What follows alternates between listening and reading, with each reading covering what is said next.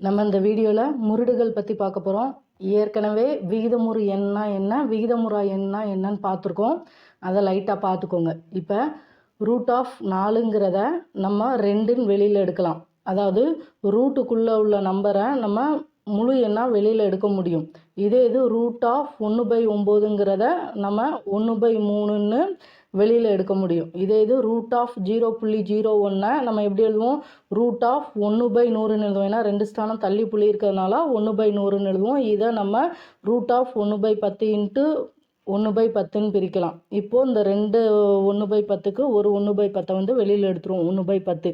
இப்போது இதே தசம என்ன எழுதணும்னா கீழே ஒரு 0 இருக்கிறதுனால ஒரு ஸ்தானம் தள்ளி புள்ளி வைப்போம். அப்போ நமக்கு 0.1ன்னு கிடைக்கும். அப்போ இந்த √4 ரூட் இல்லாமல் வெளியில் எடுக்க முடியும் 2ன்னு. அதே மாதிரி √1/9 ரூட் இல்லாமல் எழுதணும்னா 1/3ன்னு எழுதலாம். அதே மாதிரி √0.01 ரூட் இல்லாமல் எழுதணும்னா நம்ம 0.1ன்னு எழுதலாம். ஆனால் இங்கே பாருங்கள், √18 நம்ம எப்படி எழுத முடியும்னா 18 2ஆல் வகுத்தோம்னா 9×2 18, திரும்ப 3ஆல் போட்டோம்னா 3×3 9. அதாவது 2 × 3 × 3ன்னு எழுதுவோம். ரூட்டுக்குள்ளே 2 × 3 × 3ன்னு எழுதுவோம். இங்கே ஒன்றுமே இல்லாட்டி 2 இருக்கதா அர்த்தம். அப்போ 2 3க்கு ஒரு 3 வெளியில் எடுப்போம். இப்போ திரும்ப மீதம் வந்து √2ன்னு இருக்கும். அப்போ √18 நம்ம 3√2ன்னு தான் எழுத முடியும். அப்போது மூலக்குறியீடு இல்லாமல் தீர்வு காண இயலாத எண்களை வந்து முருடுகள்னு சொல்கிறோம். அதாவது இந்த மாதிரி இருக்கிற எண்ணை வந்து முருடுன்னு சொல்கிறோம். கிட்டத்தட்ட முருடுகள் வந்து விகிதமுறா எண்கள்னு தான் சொல்லுவோம். இப்போது இதோட டெஃபினிஷன் பாருங்கள். முருடு என்பது ஒரு விகிதமுறு எண்ணின் விகிதமுறா மூலம் ஆகும். √A என்பது ஒரு முருடு. இப்போ வந்து இந்த எண்ணுங்கிறது வந்து இயல் எண்ணாக தான் இருக்கணும். அதுவும் இல்லாமல் எண்ணு வந்து 1க்கு மேலே தான் இருக்கணும். நமக்கு ஏற்கனவே தெரியும், இப்படி போட்டோம்னாலே இந்த இடத்துல 2 இருக்கதா அர்த்தம். அப்போது நமக்கு எண் வந்து 1க்கு மேலே தான் வரும் தெரியும். அதை தான் கொடுத்துருக்காங்க. nth√A என்பது ஒரு முருடு. இந்த இடத்துல எண்ணுங்கிறது இயல் எண்ணாக தான் இருக்கணும். அதுவும் இல்லாமல் எண் வந்து 1 விட பெருசாக தான் இருக்கணும்னு சொல்லியிருக்காங்க. இந்த A வந்து ஒரு விகிதமுறு எண்ணாக தான் இருக்கணும்னு சொல்லியிருக்காங்க. டெஃபினேஷனாக ஒருக்க பார்த்துக்கோங்க. எடுத்துக்காட்டுக்கு பாருங்கள், √2 இது வந்து முருடு. ஏன்னா 2ஐ வந்து வெளியில் எடுக்க முடியாது. இது √4ன்னு சொல்லியிருந்தாங்கன்னா இதை வந்து வெளியில் எடுக்கலாம். 2ன்னு முழு எண்ணாக வெளியில் எடுக்க முடியும். அப்போ இது வந்து விகிதமுறு எண்ணாக மாறிடும். இது வந்து முருடு கிடையாது.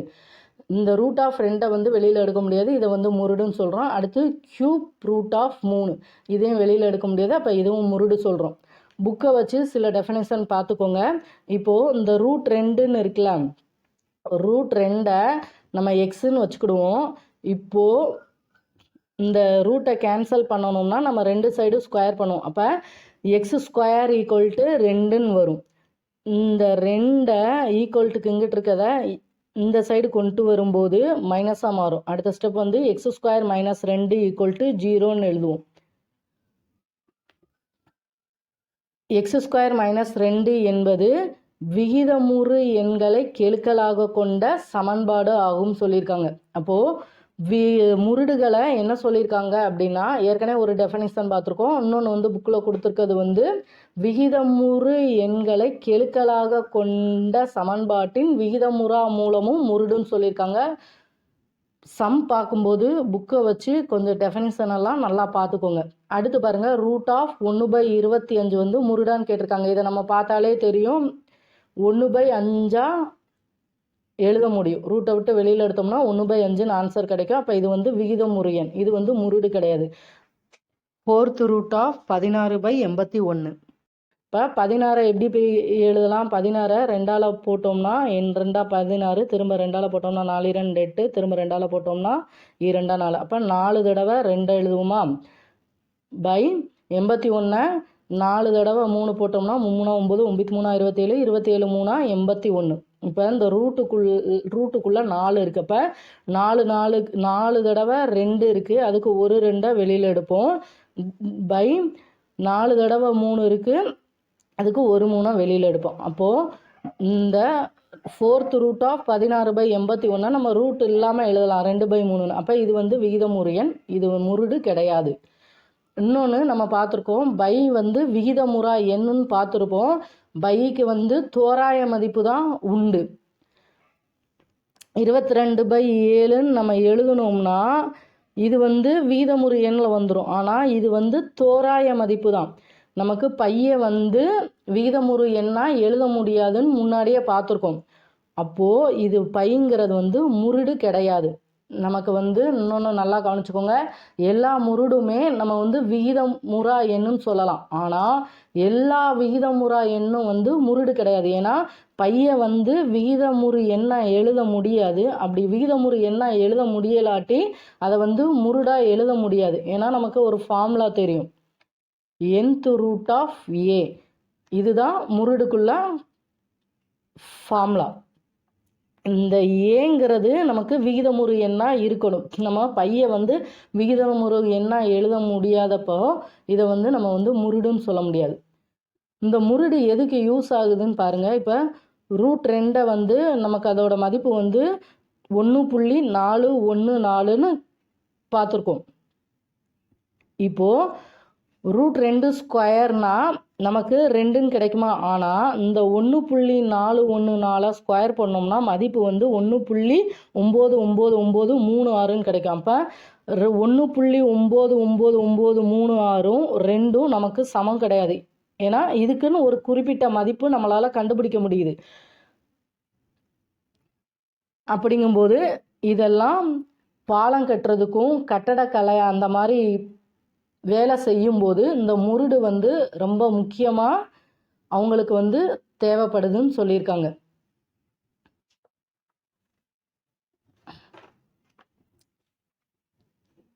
அடுத்து பாருங்க, முருடின் வரிசை. nth ரூட் ஆஃப் ஏ. இதில் வந்து இது வந்து நமக்கு மூலக்குறியீடுன்னு தெரியும். இந்த இடத்துல எண் எழுதுவோமா, இதை வந்து மூலத்தின் வரிசைன்னு சொல்லுவோம். இப்போ வந்து முருடின் வரிசை பார்க்கணும்னா ஒரு முருடானது எந்த மூலத்திலிருந்து பெறப்படுகிறதோ அந்த மூலத்தின் வரிசை அந்த முருடின் வரிசை. இப்போ மூலத்தின் வரிசையை தான் நம்ம முருடின் வரிசைன்னு சொல்கிறோம். எடுத்துக்காட்டுக்கு பாருங்க, nth ரூட் ஆஃப் ஏ. இதில் வந்து எண்ங்கிறது முருடின் வரிசை. அதே மாதிரி 5th ரூட் ஆஃப் 99 இருக்குது. இதில் வரிசை வந்து என்னது? 5. அடுத்து பாருங்க, ஒரே வரிசை கொண்ட முருடுகள். 2 அல்லது அதற்கு மேற்பட்ட முருடுகளின் வரிசைகள் சமம் எனில் அந்த முருடுகள் ஒரே வரிசை கொண்ட முருடுகள். அதாவது இப்போ 2 இல்லாட்டி 2க்கு மேலே முருடு கொடுத்துருக்காங்கன்னா ஒரே வரிசை இருந்துச்சுன்னா அதை வந்து இந்த இடத்துல இருக்கிற நம்பர் வந்து ஒரே நம்பராக இருந்ததுன்னா அதை வந்து ஒரே வரிசை கொண்ட முருடுகள்னு சொல்கிறோம். அப்படி இல்லாட்டி சம மூல குறியீடு கொண்ட முருடுகள். ஏன்னா அது எல்லாமே ஒரே நம்பராக தான் இருக்குன்னு சொல்லியிருக்காங்க. எடுத்துக்காட்டுக்கு பாருங்க,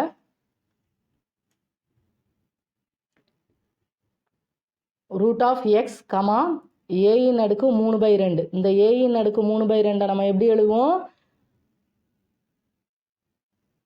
square root of A cube இப்படி எழுதுவோமா? அடுத்து ஸ்கொயர் ரூட் ஆஃப் எம். இங்கே பாருங்கள், இங்கேயும் 2 இருக்கதா அர்த்தம், ஒன்றுமே இல்லாட்டி 2 இருக்கதா அர்த்தம். இதை மாற்றி எழுதணும்னா ஸ்கொயர் ரூட் ஆஃப் ஏயின் அடுக்கு 3. அப்போ இங்கே 2 இருக்குது, இந்த இடத்துலையும் 2 இருக்குது. அப்போது இது எல்லாமே ஒன்று போல் இருக்குது. இப்போ இதெல்லாம் 2ஆம் வரிசை முருடுகள் அல்லது இருபடி முருடுகள்னு சொல்கிறோம்.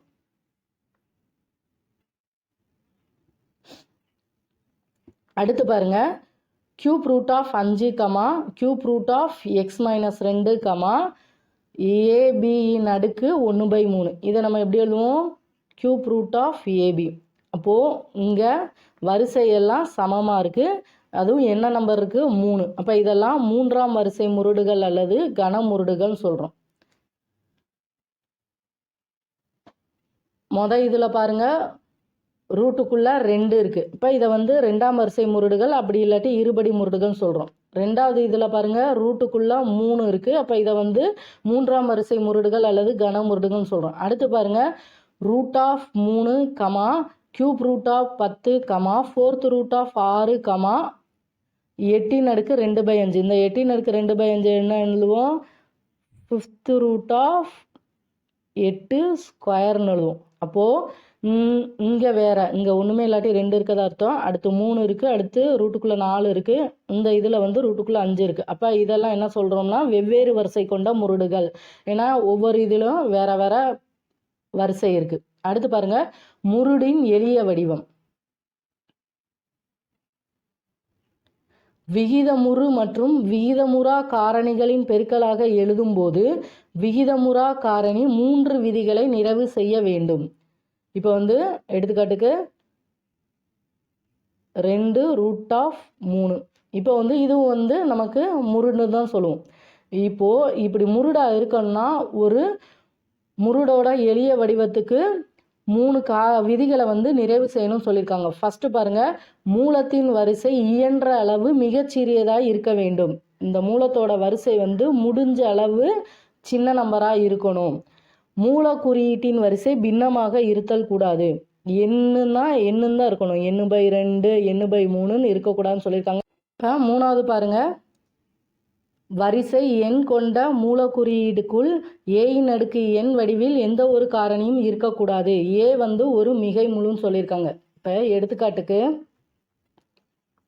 2√3 இது வந்து √2 × 2 × 3, அதாவது √12 தான் நம்ம 2 × √3ன்னு எழுதியிருக்கோம். இப்போது இந்த √12 நம்ம 2√2 × 3ன்னு சொல்லிட்டு இதை வந்து முருடோட எளிய வடிவம் சொல்ல முடியாது. ஏன்னா a⁴n இருக்கவே கூடாது. ஏ வந்து ஒரு மிகை முழுவாக தான் இருக்கணும். அப்போ இந்த இதை வந்து நம்மளால் வெளியில் எடுக்க முடியும்ல. அங்கே வந்து பவரில் 1 இல்லாட்டி 2 இருக்கதா அர்த்தம். இங்கே உள்ள பாருங்கள், ஏயின் அடுக்கு என்னன்னு இருக்கா. அப்போ இதை வந்து நம்ம வெளியில் எடுக்கலாம். 2√3 இதை தான் அவங்க சொல்லியிருக்காங்க. வரிசை எண் கொண்ட மூலக்குறியீட்டுக்குள் ஏயின் அடுக்கு n வடிவில் எந்த ஒரு காரணியும் இருக்கக்கூடாது. இங்கு ஏ வந்து ஒரு மிகை முழுன்னு சொல்லியிருக்காங்க.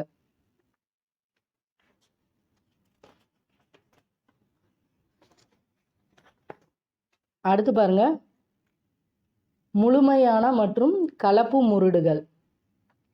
எளிய வடிவில் ஒரு முருடின் கெழு அல்லது குணகம் 1 எனில் அந்த முருடு முழுமையான முருடு. அதாவது நம்ம ஏற்கனவே கெழுனா என்னன்னு படிச்சுக்கோம். √3, ³ √6, 5th √49. இப்போ இதுக்கு முன்னாடி கெழு எதுவுமே இல்லை. அப்போ இதை வந்து நம்ம முழுமையான முருடுன்னு சொல்கிறோம். கலப்பு முருடு, ஒரு முருடின் எளிய வடிவில் அதன் கெழு அல்லது குணகம் 1ஐ தவிர வேறு ஒன்றா இருந்தால் அதை வந்து கலப்பு முருடுன்னு சொல்கிறோம். எடுத்துக்காட்டுக்கு பாருங்கள், 5√3, 2 × 4th √5, 3 × 4th √6. இதை வந்து நமக்கு முன்னாடி பாருங்கள் கெழு இருக்குது. 1 தாண்டி இருந்ததுன்னா இதெல்லாம் கலப்பு முருடுன்னு சொல்கிறோம். அடுத்து பாருங்கள், எளிய மற்றும் கூட்டு முருடுகள். ஒரே ஒரு உறுப்பு மட்டும் இருந்தால் அதை வந்து எளிய முருடுன்னு சொல்கிறோம். எடுத்துக்காட்டுக்கு பாருங்கள், √3, 2 √5. இது இந்த இதுக்கு இந்த 1 தான் உறுப்பு. எடுத்துக்காட்டுக்கு 2 கொடுத்துருக்காங்க. இதில் √3ங்கிறது மட்டும் ஒரு உறுப்பு. இது வந்து 2√5ங்கிறது ஒரு உறுப்பு. தனித்தனியாக இருக்குது. இது இந்த மாதிரி இருந்ததுன்னா எளிய முருடு. கூட்டு முருடு அப்படின்னா ப்ளஸ்ஸு இல்லாட்டி மைனஸ் வரும் 2 இதுக்கு இடையில. 2 அல்லது அதற்கு மேற்பட்ட முருடுகள் கூட்டு செயலிகளால், அதாவது ப்ளஸ் அல்லது மைனஸ் இதால் இணைக்கப்பட்டிருந்தால் அது வந்து கூட்டு முருடு. எடுத்துக்காட்டுக்கு பாருங்கள், 5 + 3 √2. அப்போது 2 இதை சேர்த்து இணைச்சிருக்காங்க. அடுத்து √3 - 2 √7. அடுத்து பாருங்கள், √5 - 7 √2 + 6 √3. இதில் வந்து 2 உறுப்பு இருக்குது, இதில் 2 உறுப்பு இருக்குது, இதில் வந்து 3 உறுப்பு இருக்குது. இதெல்லாம் கூட்டு முருடுன்னு சொல்கிறோம். அடுத்து பாருங்கள், ஈருறுப்பு முருடு. கூட்டல் அல்லது கழித்தல் முறையில் இணைத்து எழுதப்பட்ட விரிவில் இரண்டும் முருடாகவோ அல்லது ஒன்று விகிதமுறு எண் மற்றொன்று ஒரு முருடாகவோ இருப்பின் அது ஈருறுப்பு முருடு எனப்படும். எடுத்துக்காட்டுக்கு பாருங்க, 1/2 மைனஸ் ரூட் ஆஃப் 19. இதில் வந்து 2 உறுப்பு இருக்குது. இது வந்து ஈருறுப்பு முருடு. அடுத்து 5 + 3 √2. இதில் 2 உறுப்பு இருக்குது. அடுத்து √3 - 2 √7. இப்போ இதெல்லாம் ஈருறுப்பு முருடுன்னு சொல்கிறோம். அடுத்து குறிப்பு கொடுத்துருக்காங்க பாருங்கள், 5, 6. இப்போ 5 ஒரு 6 இந்த 2 எண் எடுத்துருக்கோம்னா இதை √25ன்னு எழுதலாம் 5. ஏன்னா இதை வெளியில் எடுத்தோம்னா நமக்கு 5ன்னு தான் கிடைக்கும். √36 இதை வெளியில் எடுத்தோம்னா 6ன்னு கிடைக்கும்.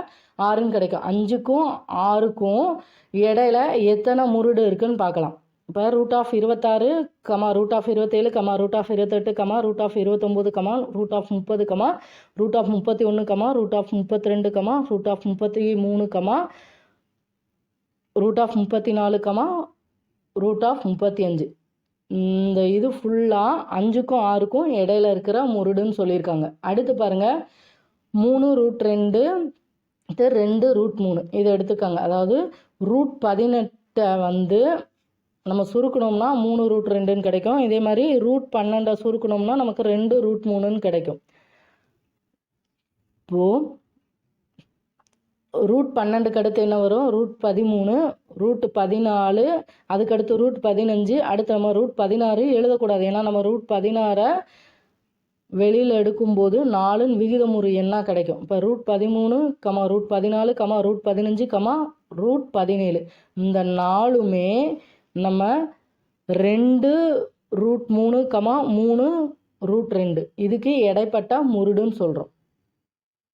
இப்போ நல்லா பாருங்கள், 5க்கும் 6க்கும் இடைப்பட்ட முருடுனா இப்போ 5 வந்து நம்ம √25ன்னு எழுதலாம், 6 √36ன்னு எழுதலாம். அப்போ இதுக்கு இடைப்பட்ட இருக்கிறதெல்லாம் 5க்கும் 6க்கும் இடையில உள்ள முருடுகள். இப்போது √12, √18. இப்போ √12 நம்ம எப்படி எழுதுவோம்? 2 √3ன்னு எழுதுவோம். √18 3 √2ன்னு எழுதலாம்.